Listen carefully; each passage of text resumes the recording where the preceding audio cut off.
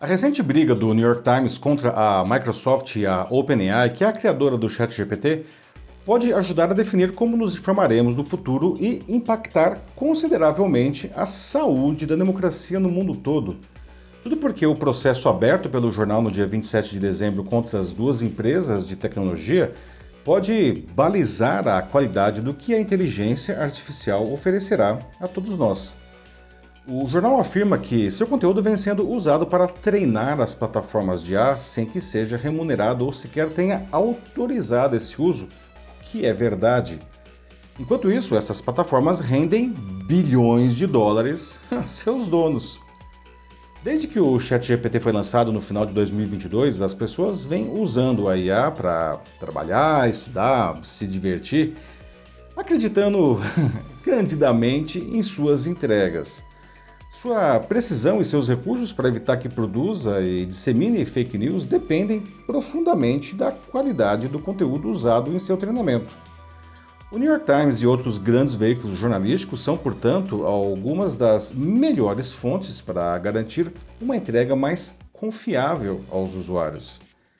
O problema é tão grave que, no dia 10, o Fórum Econômico Mundial indicou em seu relatório Riscos Globais 2024 que informações falsas ou distorcidas produzidas por inteligência artificial já representam o maior risco global no curto prazo.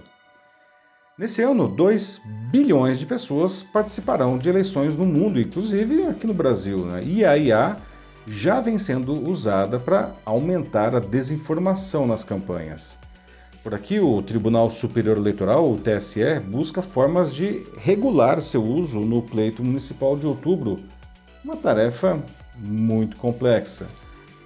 Bem, por tudo isso, é fundamental que os bons produtores de conteúdo e as Big Techs encontrem maneiras de melhorar essas plataformas, respeitando os direitos e remunerando adequadamente os autores.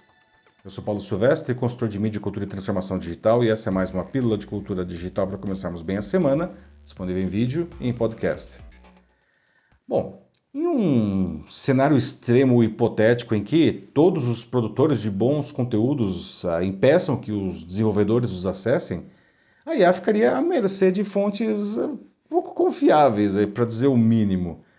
E isso aumentaria brutalmente a chance de ela ser manipulada, ajudando a transformar os usuários em autômatos da desinformação. E isso seria trágico também para o bom jornalismo, que luta fortemente contra isso. Criou-se então um dilema. As plataformas precisam de bom conteúdo, mas não estão muito dispostas a pagar por ele, enquanto os veículos jornalísticos têm que garantir os seus direitos, mas deveriam ajudar a melhorar as entregas da inteligência artificial. Eu conversei sobre isso com o Marcelo Crespo, que é coordenador do curso de Direito da Escola Superior de Propaganda e Marketing, e ele disse que quando se compra uma assinatura do New York Times, isso não autoriza a se pegar todo o conteúdo e desenvolver um produto próprio em cima dele. Só que, segundo ele, é mais ou menos isso que a OpenAI faz quando pega esses dados do New York Times. Bom, para que os sistemas de inteligência artificial funcionem bem, eles precisam ser treinados com uma quantidade monstruosa de informações diversas, para que aprendam o que dizer e respeitem a diversidade de ideias. Em tese, todas as suas produções são inéditas, por isso os desenvolvedores se valem do conceito jurídico americano do uso justo, ou o fair use, como dizem lá, que protege as Big Techs há pelo menos, aliás, 2 décadas, quando, por exemplo, elas raspam, copiam, rastreiam a internet inteira para fazer um buscador funcionar.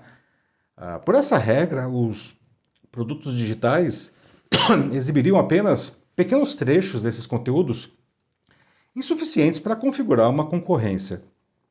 Mas em seu processo, o New York Times afirma que as plataformas de IA exibiriam literalmente grandes nacos da sua produção, inclusive de material exclusivo aos seus assinantes. A OpenAI, obviamente, nega. É um desafio para a Justiça dos Estados Unidos, pois as leis do país proíbem a cópia de conteúdo, mas permitem que se criem produtos combinando elementos de diferentes fontes sem criar uma concorrência direta. Só que as plataformas de IA fazem as duas coisas, o que pode e o que não pode. E aí, nesse pântano jurídico, grupos políticos já vêm se esbaldando nos recursos da inteligência artificial para convencer, ou mais especificamente, para confundir os eleitores. O TSE tenta encontrar formas de, pelo menos, dificultar que isso aconteça nas eleições brasileiras. No dia 4, publicou 10 minutas de resoluções para esse fim. E esses textos estarão em consulta pública até o dia 19 agora desse mês. E aí, entre 23 e 25 de janeiro, ocorrerão audiências abertas na Corte para o aperfeiçoamento dessas normas. Infelizmente, criar ótimas regras é relativamente fácil. Verificar seu cumprimento, por outro lado, é bem difícil.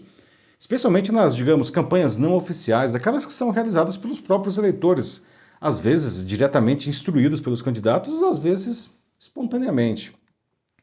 E com isso, o gigantesco problema de disseminação de fake news e discursos de ódio nas redes sociais, que aliás essas empresas fazem muito menos do que deveriam para combater isso, esse problema agora deve ser potencializado pelo uso da inteligência artificial igualmente não regulada.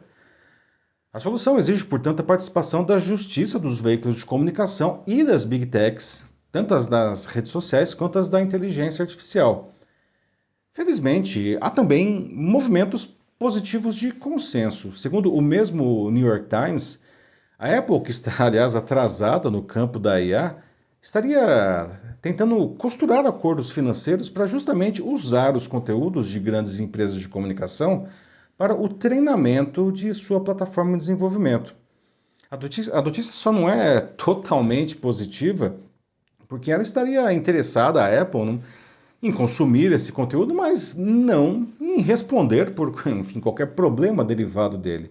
E isso está deixando os editores desses veículos de comunicação desconfortáveis. E eles andam bem desconfiados, porque seus acordos prévios com o Vale do Silício não têm sido muito bons para eles. Ao longo dos anos, eles favorecem as big techs, enquanto, enfim, atrapalham os negócios dessas empresas de comunicação. Bom, tudo isso envolve interesses de bilhões de dólares, né? E vai moldar a sociedade decisivamente nos próximos anos, não tenha dúvida. É preciso um desenvolvimento responsável e transparente da tecnologia e uma enorme quantidade de boas informações. O Marcelo acredita que venhamos a ter modelos de inteligência artificial que sejam focados na maldade, segundo as suas palavras. Mas para ele, ninguém parou para fazer isso ainda, ou talvez ninguém tenha tanto dinheiro para fazer isso, porque precisa de muito dinheiro. Alguns acreditam que a solução seria educar a população para não acreditar tão facilmente no que vem nas redes sociais e agora na inteligência artificial.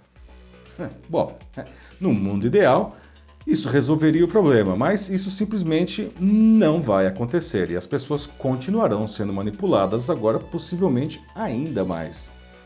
Os já citados atores precisam dar as mãos para evitar o pior. Os veículos de comunicação devem alimentar a IA, mas de uma maneira justa, sem que isso ameace a sua sobrevivência. As big techs precisam se abrir a esses acordos financeiros, sim, e se esforçar muito mais na transparência de seus sistemas e no respeito aos próprios usuários e à própria democracia. E a justiça precisa encontrar meios de regular tudo isso sem ameaçar o avanço tecnológico. Em um mundo tão digitalizado, a democracia depende do sucesso dessa união. É isso aí, meus amigos. Você também acha que a inteligência artificial pode se tornar uma ferramenta de manipulação? O que poderíamos fazer para nos proteger disso? Aliás, como poderíamos ajudar nesse processo?